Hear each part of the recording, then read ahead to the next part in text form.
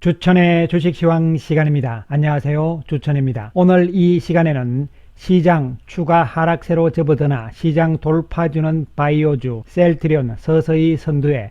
자, 그럼 무엇을 알아볼 것인가? 첫 번째, 시장 본격 하락세 박스권 과정. 두 번째, 1분기 실적 시전 과연 주도주는. 세 번째, 바닥권 탈출 바이오주가 시장의 돌파주. 네 번째, 셀트리온 그룹주 선도주로 서서히.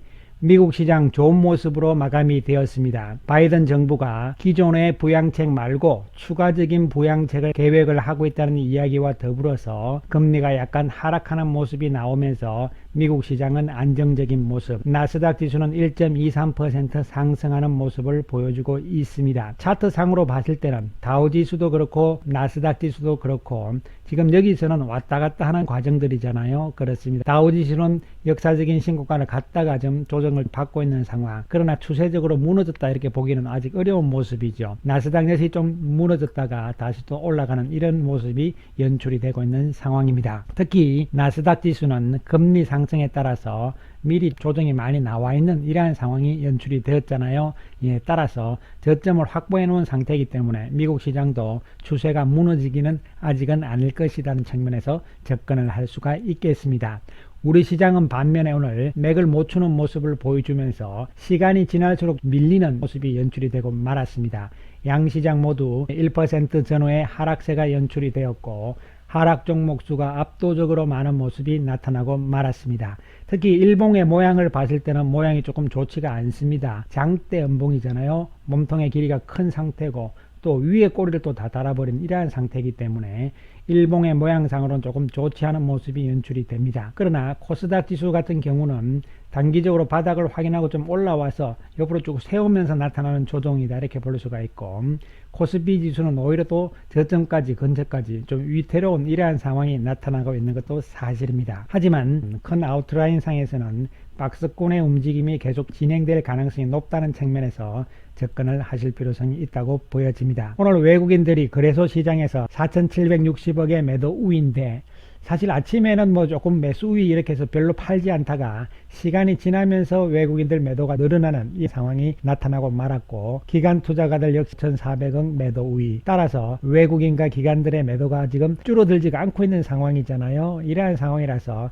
여전히 지수 측면, 시장 전체적인 측면에서는 전부 다 같이 올라가는 상황이라기보다는 반등을 좀 했다가 밀렸다가 이러면서 나타날 수밖에 없는 구도가 되는 것이고, 이러한 시장 구도 하에서는 다 같이 갈 수가 없는 상황이기 때문에 일단 일부 주도주 맥락, 일부 맥락군들이 좀 올라가는 이 상황이 나타날 수밖에 없는 상황이라고 보여지는데, 그러한 측면에서 제가 계속적으로 바이오주 쪽을 이야기를 하고 있는 상황이 되겠습니다. 어쨌든 간에 오늘 외국인들 매도한 종목군들을 보시면은 네이버, LG화학, SK하이닉스, LG전자, 셀트리온 헬스케어, H&M, 삼성 SDI, 삼성전자, 기아차 이런 쪽으로 매도를 좀 했는 상황이고요.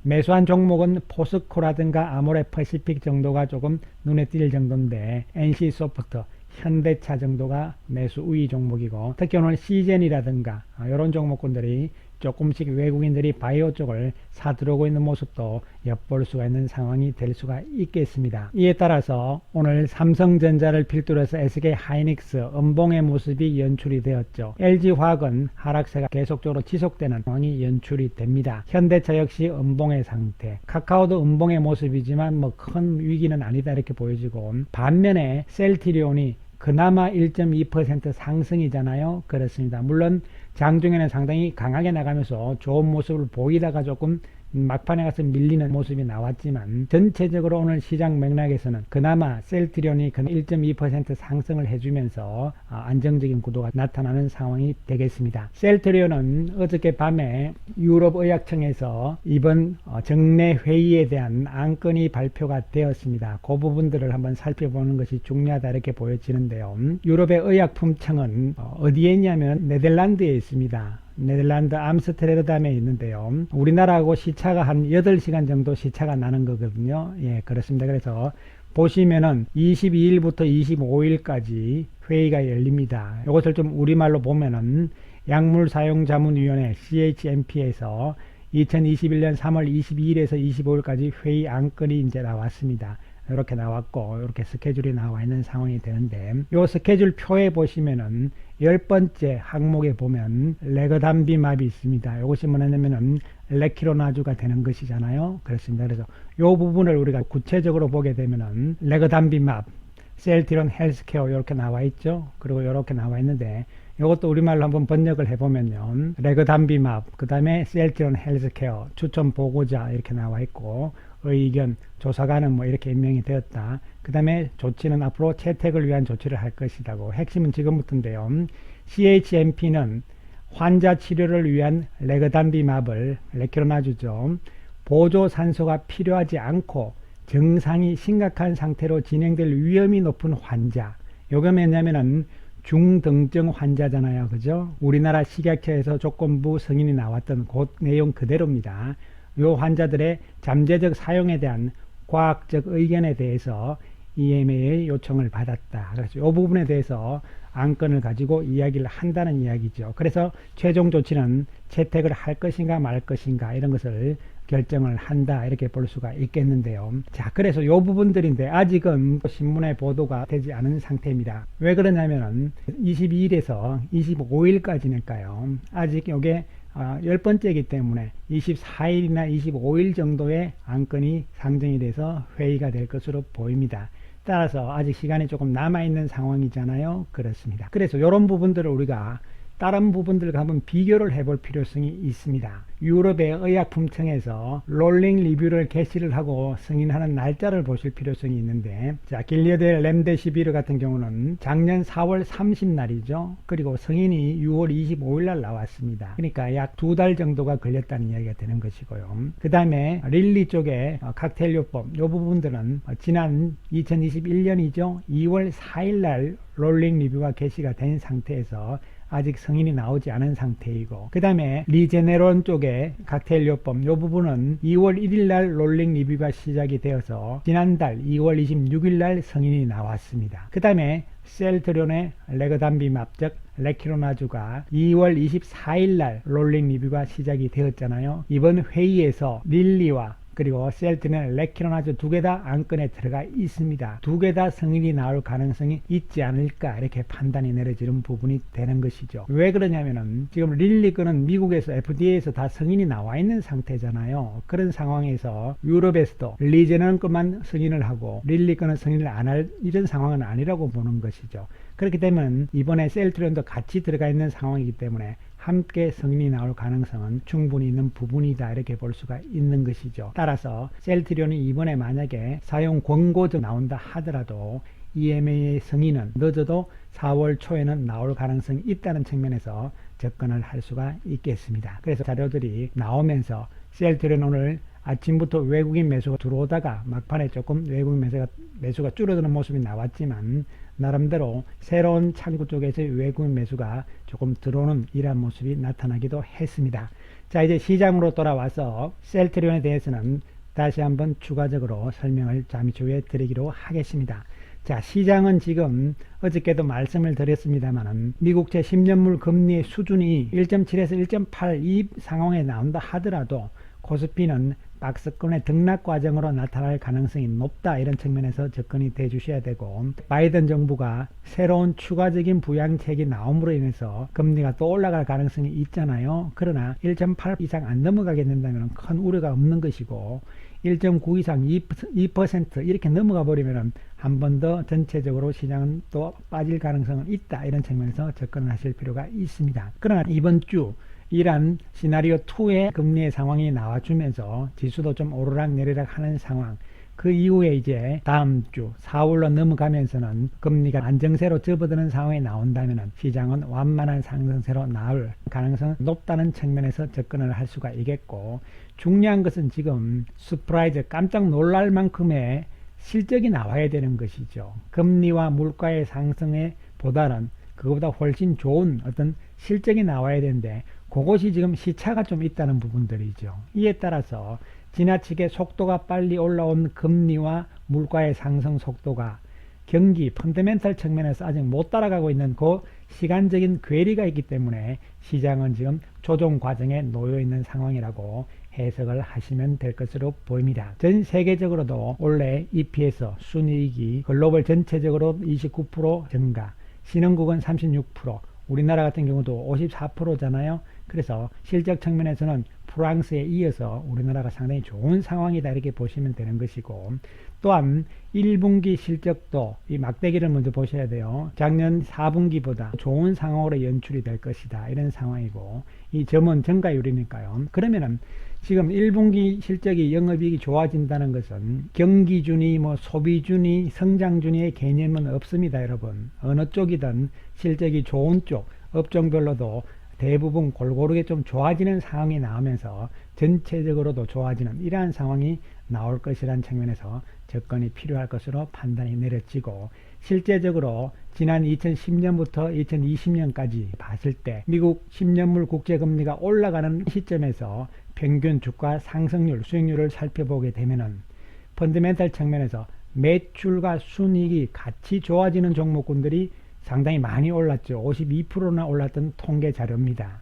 그리고 또 매출은 좀 하락을 했지만 이익이 늘어나는 종목도 약 한 13% 올랐다는 이야기죠. 평균적으로. 그러나 매출이 늘어났지만 이익이 줄어들거나 이익과 매출이 둘 다 줄어드는 이런 상황은 주가들이 올라가지 못하는 상황들이 10년치의 통계에서 나왔다는 이야기가 되는 것이죠. 따라서 지금의 실적 장세 구도는 금리가 올라가는 상황이기 때문에 실적 측면에서 접근을 해야 되는 것이지, 스타일 측면에서 가치준이, 경기준이, 성장준이 이러한 개념은 의미가 약하다는 판단을 내려볼 수가 있겠습니다.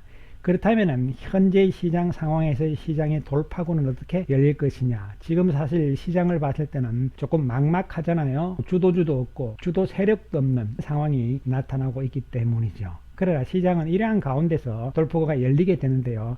두 가지 측면에서 접근을 할 수가 있겠습니다. 첫 번째는 뭐냐면은 가장 낙폭이 큰 낙폭 과대 쪽에서 먼저 올라간다는 측면. 두 번째는 이러한 낙폭 과대주들이 실적이 뒷받침이 된다는 측면이죠. 이러한 측면에서 바이오 쪽을 우리가 봐야 된다는 말씀을 지난 3월 10일 영상에서부터 말씀을 드린 바가 있습니다. 어쨌든 간에 코스피의 하락률에 비해서 의약 업종들이 25%의 하락, 그리고 조정 기간도 60거래이기 때문에 상당히 긴 것이죠. 이 날짜와 이 날짜입니다. 그리고 이 폭이 되는 것이고요. 3월 9일 날을 저점으로 하고 이제 좀 반등을 하고 다시 밀리는 상황이잖아요. 그러나 이 저점을 깨지 않고 상황이 나온다면 다시 한번 턴을 할 수 있다는 측면에서 접근이 될 수 있는 부분이고, 코스닥의 바이오도 마찬가지 개념이죠. 이미 바닥 확인하고 슬금슬금 올라가는 중이잖아요. 이런 측면에서 접근을 할 수가 있는 부분이 되는 것이죠. 따라서 바이오 제약 쪽의 실적이 나쁘지 않다는 측면이죠. 특히 수출 부분에서도 상당한 것이죠. 3조 2,700억에서 4조대로 2019년에 비해서 2020년 작년이 늘어나는 상황이고, 특히 셀트리온이 상당하죠. 이러한 상황으로 전개가 되는 것이죠. 이 부분은 제가 어저께 설명을 드렸기 때문에요. 자, 그리고 셀트리온 측면에서는 또 한 가지 레키노나조 이외에도 중요한 것은 미국의 매출 비중이 늘어나고 있다는 것이 상당히 의미가 있습니다. 특히 이 북미 지역인데요. 2018년에 보시면은 유럽이 75%였어요. 그리고 2019년도 유럽의 매출이 69%를 차지했잖아요. 그러나 작년에는 유럽이 38%로 줄어들고 미국 북미 지역이 50% 이상 이렇게 확 늘어나는 상황이 나왔잖아요. 이것은 기존의 램시마가 미국에서 지금 늘어나고 있는 상황이고, 또한 트룩시마 역시 증가하는 추세가 놓여 있는 것이고, 허즈마 마찬가지 이러한 개념이 되는 것이죠. 유럽 시장보다는 미국 시장의 규모가 클 뿐만이 아니라 가격 측면에서도 유리한 측면에 있다는 것이 핵심이 되는 것이죠. 따라서 미국 시장의 비중이 더 확대된다는 것은 이 측면에서도 셀트리온한테는 상당히 중요한 부분이고, 이 숫자는 셀트리온 헬스케어의 매출을 말씀드리는 것이죠. 자, 이런 측면에서 가능성이 높고, 또 한 가지 중요한 것은 1분기 실적 측면에서도 레키로나주를 제외한 상태에서도 작년에 비해서 영업이익이 57% 정도 늘어나고 있는 이러한 전망들이 나오고 있는 상황이고, 2분기, 3분기 레키로나주를 포함시키지 않은 수치에서도 계속적인 증가세가 나타나고 있다는 사실에 주목을 해 주셔야 될 것으로 보입니다. 그리고 조금 먼 이야기가 되겠지만 글로벌 3세대 바이오 시밀러 시장입니다. 3세대, 그러니까 지금까지는 2세대 시장이었어요. 앞으로는 이제 3세대인데, 그럼 3세대 바이오 시밀러는 뭐냐면은 세포 치료와 유전자 치료를 합친 것을 이야기를 하는 것이죠. 이 3세대 시장 규모 자체가 2020년에 우리나라 돈으로 323억 정도밖에 안 되는데요. 2026년에 가면은 6조대로 늘어나는 상황입니다. 이 자료는 이 자료에서 나온 것인데요. 매년 연평균 139% 정도 증가를 한다. 이런 이야기가 되는 것이죠. 이런 측면을 봤을 때 지금 제3세대 바이오시밀러 시장이 어떻게 되느냐가 상당히 중요한 부분이 되는 것인데, 바로 현재 셀트리온이 개발하고 있는 제품들이 바로 모두 3세대 바이오시밀러 제품들입니다. 아바스틴, 졸레어, 스텔레라, 프롤리아, 일리아, 이런 부분들이 전부 3세대 부분들이거든요. 이 부분들이 오리지널 약들이 5년 이내로 모두 특허가 만료가 됩니다. 이에 맞춰서 지금 임상을 계속적으로 진행을 하고 있는 셀트론이 되는 것이거든요. 앞에서 보여드렸듯이 3세대 바이오시밀러 시장에서도 셀트론이 세계 1등으로 지금 접어들 가능성은 여전히 높은 상황이라 말씀을 다시 한번 강조를 드리겠습니다. 물론 이것은 조금 먼 이야기이긴 합니다만, 당장은 유럽의약청에서 이번에 과연 레키로나주에 대해서 어떠한 결과가 나올 것이냐, 지금 안건에 상정이 되어 있다는 측면이죠. 이번 주 내에 결과가 나온다는 측면이 중요한 부분이 될 수가 있겠습니다. 특히 오늘 셀트리온 다행스러운 것은 거래량이 이제 좀 늘어나기 시작을 했다는 측면은 상당히 긍정적으로 해석이 되고, 오늘 개인 투자자들이 오히려 좀 파는 모습이 나타났습니다. 헬스케어도 연속적으로 거래가 늘어나는 모습, 제약도 늘어나는 모습이 나오잖아요. 주가의 모습은 오늘 좀 아쉬운 모습이 나왔습니다. 장중에 상당히 좋은 모습으로 나왔긴 합니다. 그러나 중요한 의미는 거래가 증가하면서 손이 바뀌었다는 측면은 상당히 의미가 있는 것으로 해석이 됩니다. 그동안 힘든 과정 좀 더 인내를 하시면서 우리가 좀 지켜보자, 이런 말씀 강조를 드리겠습니다. 감사합니다.